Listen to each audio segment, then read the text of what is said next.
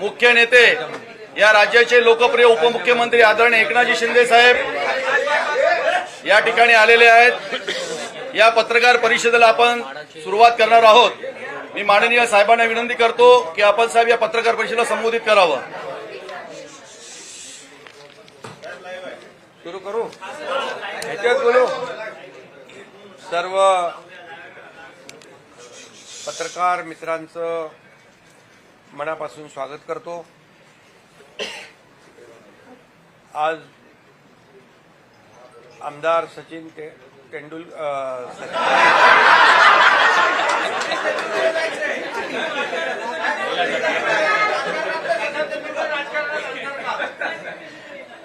त्यांना पण राजकारणात आणायचं। त्यांनी पण आज षटकार मारलेला आहे सचिन अहिर यांनी, कारण 6 खासदारांनी षटकार ठोकले गेल्या आठवड्यात।